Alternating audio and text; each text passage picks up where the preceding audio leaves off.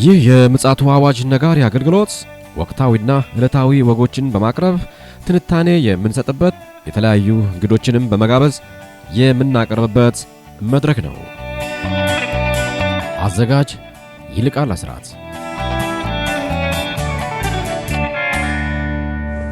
ሰላም ጤና ይስጥልን ውድ የምጽአቱ አዋጅ ነጋሪ አድማጮቻችን እንዴት አመሻችሁ? በአሁኑ ሰዓት እንግዲህ የዓለማችን ወቅታዊ ጉዳዮችን ምን ዘግበበትና ምን ተነተልበት ክፍለ ጊዜ ነው። ከፓስተር አለማየሁ ነሙ ጋር እንደ እግዚአብሔር ቃል የሆነውን ትንታኔ ፓስተር አለማየሁ ያቀርብልናል። እንዲሁም ደግሞ መረጃዎችን ከዓለም ዙሪያ እንዲሁም ደግሞ የዓለማችን ዋና ዋና መገናኛ ብዙሃን እየዘገቧቸው ያሉትን ወቅታዊ ትኩስ መረጃዎችን በማሰባሰብ ለኛ ለአድማጮች እንግዲህ እያበረከተ ይገኛል ፓስተር አለማየሁ። በቀጥታ ከሱ ጋር ወደምናደርገው ቃለ መጠይቅ ይዣችሁ እሄዳለሁ። መልካም ጊዜ እንዲሆንላችሁ እመኛለሁ። በጥሞና እንድታዳምጡንም እንጠይቃለን። መስመር ላይ ፓስተር አለማየሁ አለ። እንዴት አለ ፓስተር? እንዴት አመሸ? እንደምን አመሸ ወንድሜ ይልቃል። እግዚአብሔር የተመሰገነ ይሁን። ቀን ላይ አንድ መረጃ ማቀበለን ነበር። አሁን ደግሞ ትኩስ መረጃዎች አየሩን ሞልተውታል። አንተም ደግሞ ያንን አሰባስበ ወደኛ አምጥተዋል። እስኪ ከሰበሰብከው መረጃዎች ለአድማጮች ብታጋራልኝ።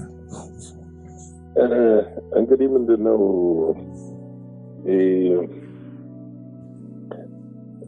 ዓለም የእብዶች ከተማ የሆነች ነው የመጣችው። መፍትሄ ሰጪ የጠፋበት እና ሁሉም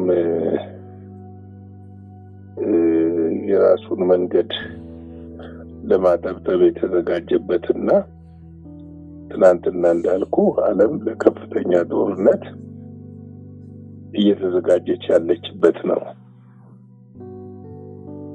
እንግዲህ ጦርነቱ ያው በሁለት ዘርፍ እንደሆነ ሰሞኑን እየዘገብን ያለነው።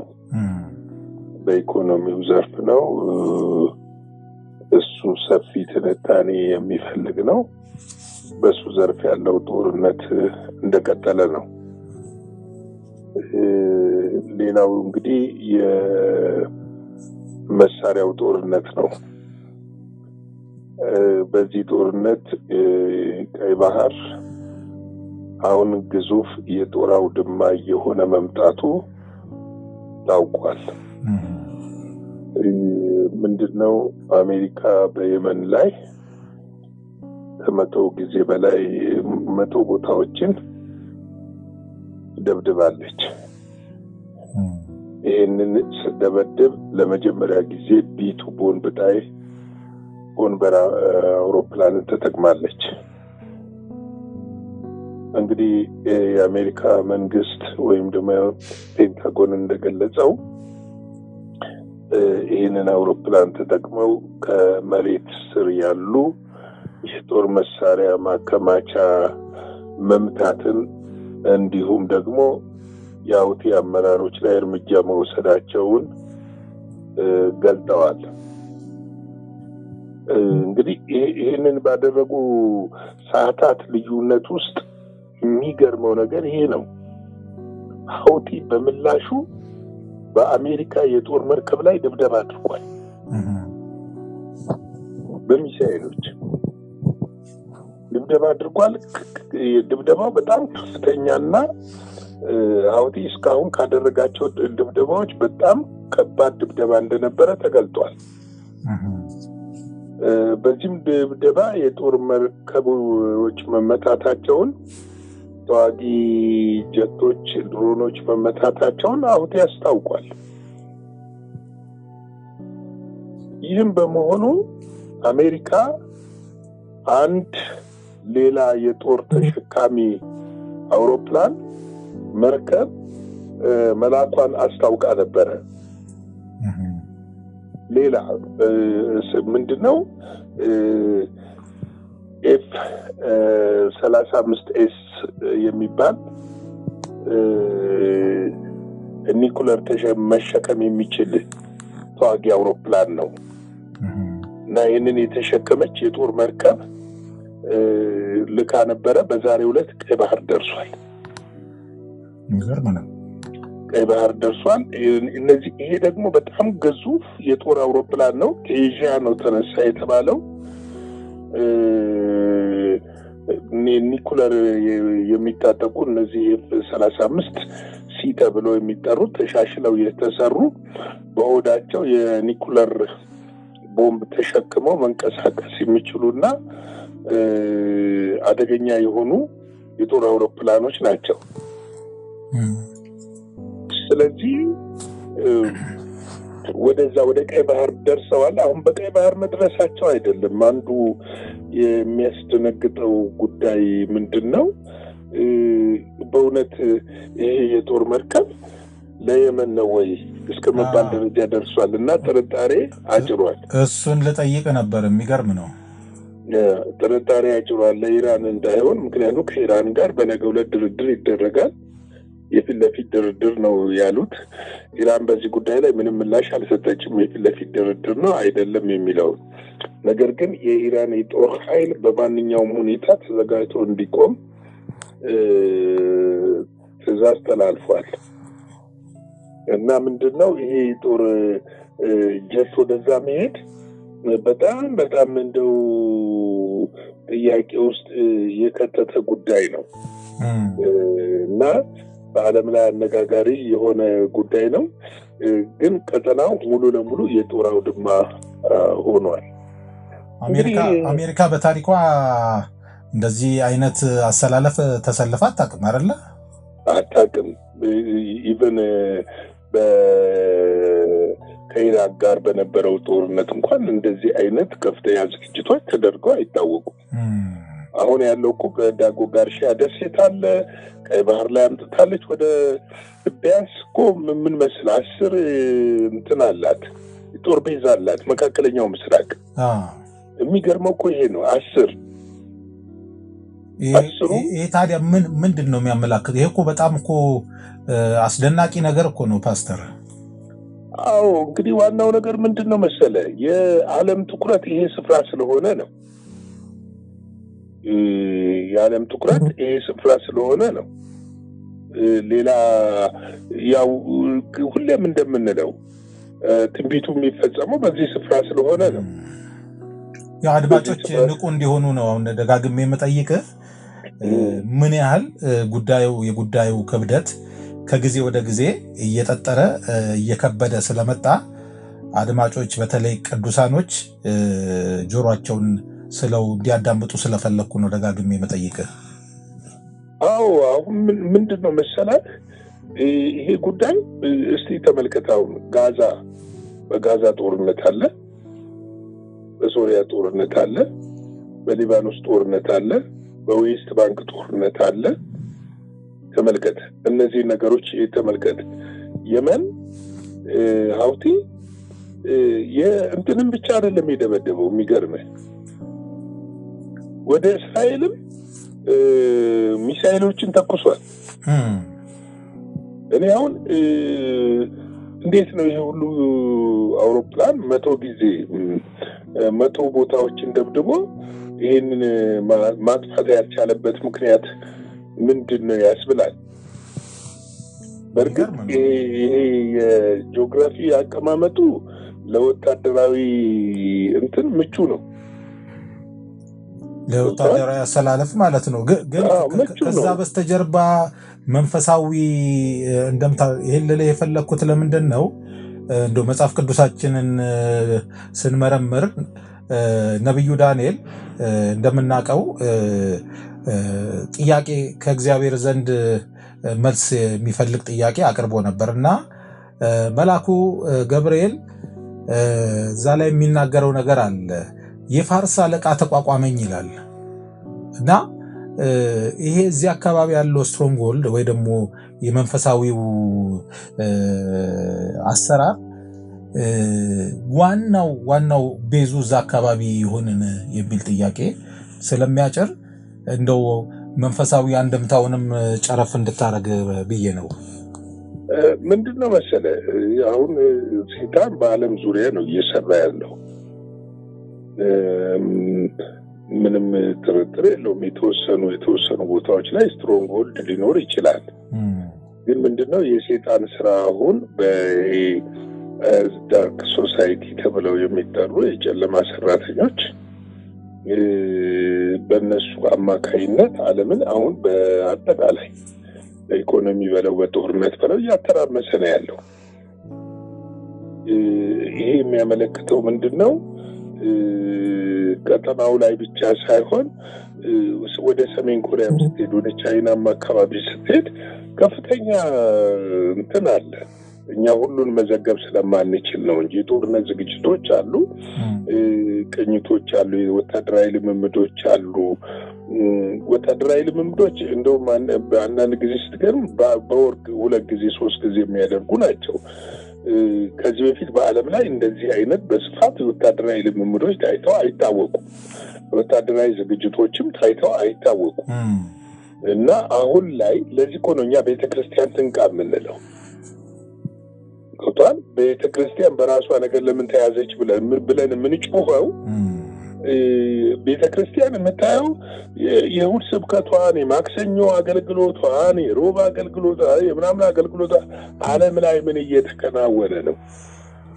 ሰዓቱ ደርሷል ለምንድነው እርስ በራስ ምን ቧጨቀው ሰይጣን ምንድነው የፈለገው ምን እያደረገ ነው ሰይጣን ምን እየሰራን ነው ለምንድነው በዚህ ነገር ላይ ቢዚ ያደረገን የሚለው ሲያስቡ ለማድረግ ነው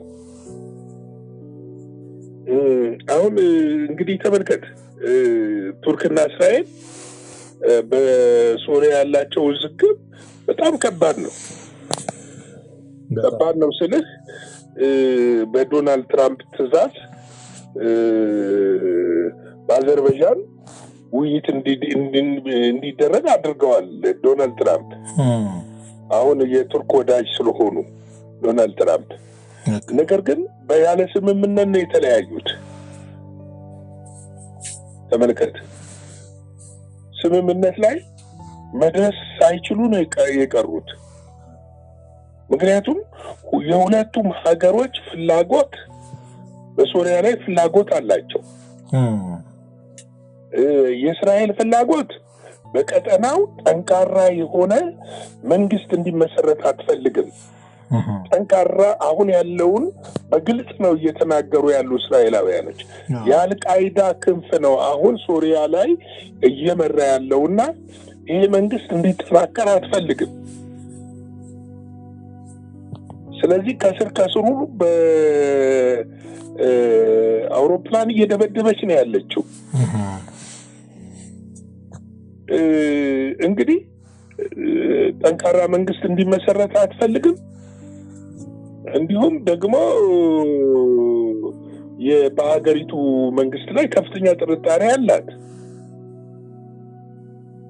እንደዚሁ ደግሞ ቱርክ በሶሪያ ውስጥ ጠንካራ የሆነ ወታደራዊ መሰረት መጣል ትፈልጋለች የጦር ቤዝ ማቋቋም ትፈልጋለች የሶሪያ መንግስት ጠንካራ ወታደራዊ አቅም እንዲኖረው አሁን በስልጣን ላይ ያለው ወታደራዊ አቅም እንዲኖረው ትፈልጋለች ይሄ ፍጥጫውን አጉልቶታል ዶናልድ ትራምፕ እንዲደራደሩ ያደረጋቸው የሆነ ነገር ሸቷቸው ነበር እኛ ከዚህ በፊት ዘግበናል አሁን ባለፈው እስራኤል በአውሮፕላን የደበደበችው የአየር ኃይል ጣቢያ የቱርክ ድሮኖችና የተለያዩ ነገሮች እዛ ነበሩ ነው የተባለው እና ይሄ ብቻ አይደለም ቱርክ ሚሳኤሎችንም መጥመድ ትፈልጋለች እዛ ጠንካራ የአየር ቤዝ ማቋቋም ትፈልጋለች ስለዚህ እነዚህ ነገሮች እንደው ዛሬ ሌላውን እንተው ብለን ነው እነዚህ ነገሮች ስንመለከት መካከለኛው ምስራቅ ምንድነው ያለው ምን ሰላም አለ ብለህ ልትናገር ትችላለህ? የትኛው ነው ነፃ የሆነ ሀገር? እና ከፍተኛ ፍጥጫ ያለበት ቀይ ባህር አይታሰብም። ከፍተኛ የአሜሪካ የጦር ቤዞች ወደዛ እየተሰባሰቡ ያሉበት ነው። ከዳጎ ጋሻ ደሴት አንስተ እስከ ቀይ ባህር ሰሜን ጫፍ ድረስ የደሰላጤ ድረስ አልፈ እስከ ሰሜኑ ጫፍ ድረስ ወደ ግብጽ ሳደርስ ማለት ሙሉ ለሙሉ ያ ቀጠና በአሜሪካ የጦር ቤዝና እንግሊዞችም አሉ ኮንትሮል ስር ሆኗል። ምክንያቱም ስትመለከት ጅቡቲ ላይ ያላት የጦር ቤዝ ዳጎ ጋርሻ ያላት እዚህ ባህረ ሰላጤው ጋር ያላት ተመልከት። ወደ ሳውዲ ወደ ላይ ስትሄድ ደግሞ አላት የጦር ቤዝ። እነዚህን ሁሉ ስትመለከት መካከለኛው ምስራቅ የተከበበ ነው። እንግዲህ ዛሬም ዶናልድ ትራምፕ የመጨረሻ ይሄንን ተናግሬ እግዚአብሔርን ቃል እንካፈላለን። ዶናልድ ትራምፕ ዛሬም በቴሌቪዥን መስኮት ብቅ ብለው ለኢራን ማስጠንቀቂያ ሰጥተዋል። በነገው ዕለት ሙሉ ድርድር እንዲደረግ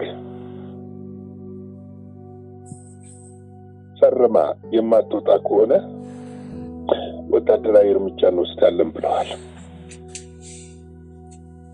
ዓለም ነገን በጉጉት እየጠበቀ ነው። ስማሙ ወይንስ ጦርነቱ ይለኮስ ይሆን? እንግዲህ ጦርነቱ ከተለኮሰ ደግሞ በነገው ዕለት ሰፋ አድርገን ይዘው ነው እንመጣለን። ጦርነቱ ከተለኮሰ ደግሞ ተያይዞ መጥፋት ነው የሚሆነው እና ጊዜው በጣም ከባድ በዓለም ላይ ፈተና የተደቀነበት ይሄ ደግሞ አብዝተን ልንጸልይ ልንጮህ የእግዚአብሔርን ፊት ልንፈልግ የሚገባው ነው። እንደው አሁን አንድ ነገር ብቻ ላንሳል።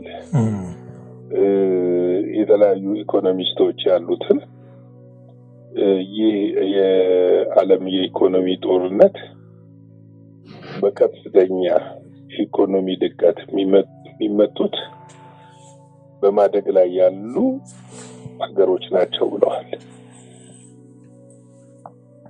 እኛ ግን ምን እየሰራን ነው? ምን ላይ ነን? በእውነት ተስፋችን ምድራዊ ነው እንዴ? ለምንድን ነው ምድር ላይ እየተተራመስን ያለ ነው? ተስፋችን ምድራዊ ነው ወይንስ ሰማያዊ ነው? ምድራዊ ከሆነ ቤተክርስቲያን ለምድሩ ነገር ወታደር አዘጋጅታ መዋጋት አለባት።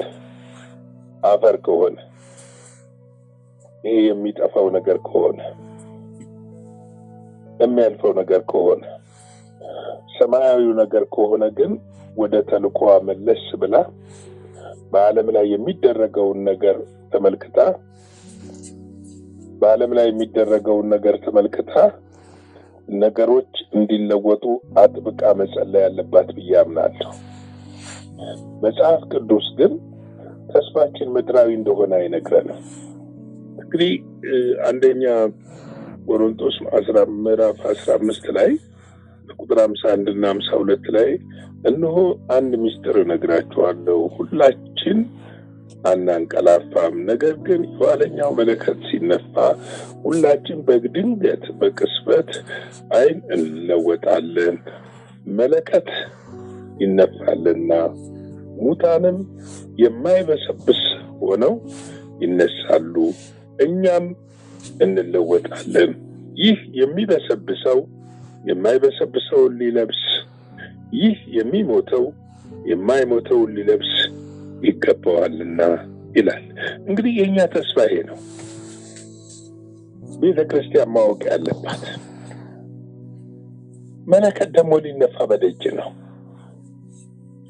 ዓለም ወደ ፍጻሜዋ በፍጥነት እየተጓዘች ነው ያለችው። ዛሬ የሰማችሁትን ነገ ደግማችሁ የማትሰሙበት ዓለም ላይ ነው ያለነው። ምስቅልቅል እየወጣ ነው ያለው ዓለም። ከዚህ ከኢኮኖሚ ጦርነት በኋላ ወደ ጠመንጃ እንዳታመራ፣ ወደ መጠፋፋት እንዳያመራ ብዙ ሰዎች፣ ምሁራኖች፣ ፖለቲካ ሰዎች፣ የኢኮኖሚ ሰዎች፣ ወታደራዊ ሰዎች ስጋታቸውን እየገለጡ ነው ያሉት። ሁሉም የራሱን ጭፍን እርምጃ እየወሰደባት ያለባት ዓለም ነን ያለነው።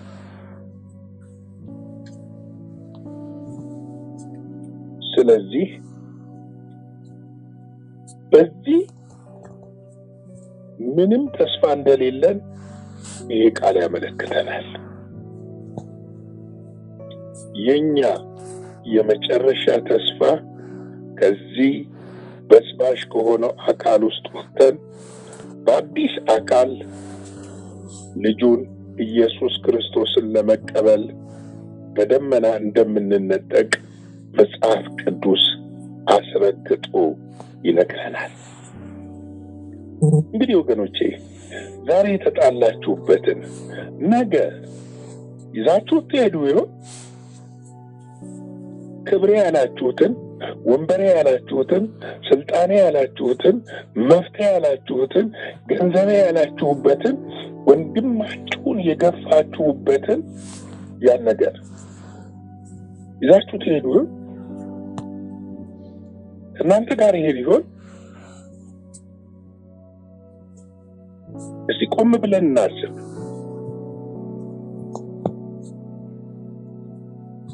ሁሉም እዚህ ምድር ላይ ነው ትተነው የምንሄደው። አንድም ከኛ ጋር አይቀጥልንም። እንኳን የሰበሰብነው የተጣላንበት የተከማቸንበት ይቅርና አሁን የምንንቀሳቀስበትን አካል ይዘነው አንሄድም።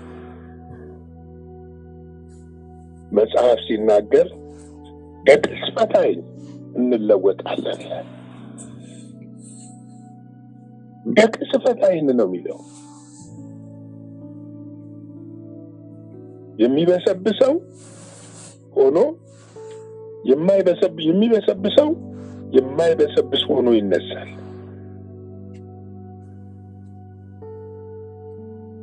ይሄን ሊለብስ ግድ ነው። እዚሁ አንደኛ ቆሮንቶስ ምዕራፍ 15:42 ላይ ሙታን ትንሣኤ ዳግም እንዲሁ ነው። መበስበስ በመበስበስ ይዘራል፣ ባለመበስበስ ይነሳል ይላል። ቁጥር 50 ላይ ደግሞ ነገር ግን ወንድሞች ይህን እላለሁ፣ ሥጋና ደም የእግዚአብሔርን መንግሥት ሊወርስ አይችልም፣ የሚበሰብሰውም የማይበሰብሰውን አይወርስም ይላል። ታዲያ ቆም ብለን ማስተዋል አይገባንም እንላለን? ታዲያ ይሄ የሚበሰብሰው የማይበሰብሰውን የሚወርስ ከሆነ የማይበሰብሰውን የሚለብስ ከሆነ ዛሬ ፍቅር፣ ይቅርታ፣ ቸርነት፣ ርህራሄ፣ ቅንነት፣ ታማኝነት ለምን ጎደለን? እውነት ቆም ብለን ማሰብ አይገባንም ትላላችሁ?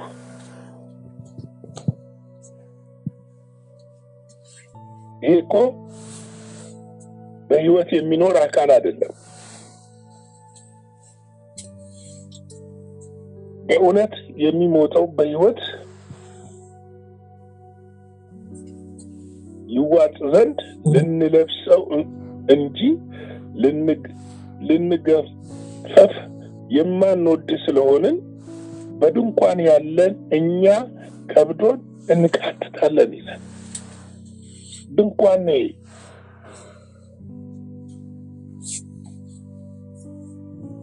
ድንኳን ነው።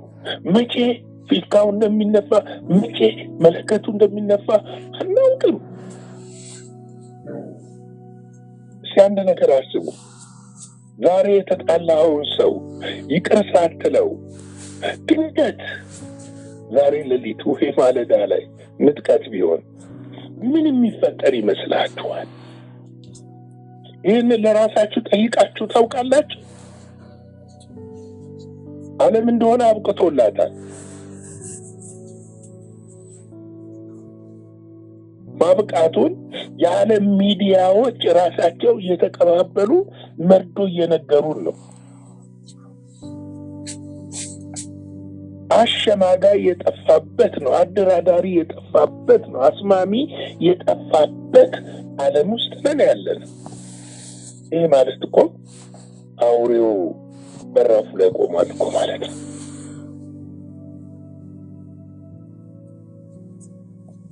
አውሬው መገለጥ በፊት ግን ቤተ ክርስቲያን ትነጥቃለች። እናንተስ ዝግጁ ናችሁ ይሆን? ለዛሬ ምሽት ይህንን ለእናንተ ልተውላችሁ። ላይክ፣ ሼር፣ ሰብስክራይብ አድርጉ። አብረን ይህንን የእግዚአብሔርን ቅዱሱን ወንጌል አብረን እናገልግል። ሰዎችን እናንቃ፣ እኛም እንንቃ።